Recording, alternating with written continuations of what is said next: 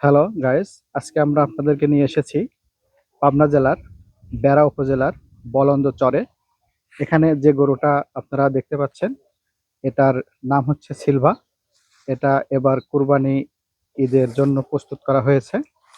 দেখতে পাচ্ছেন অনেক সুন্দর, অনেক যত্ন সহকারে ওনারা গরুটাকে লালন পালন করেছে। আমরা এখন আপনাদেরকে গরুর যিনি মালিক ওনার সাথে একটু কথা বলবো। আসসালামু আলাইকুম। ওয়ালাইকুম আসসালাম। কেমন আছেন আপনি? ভালো। আপনার এই গরুটা সম্পর্কে আপনি কিছু বলেন।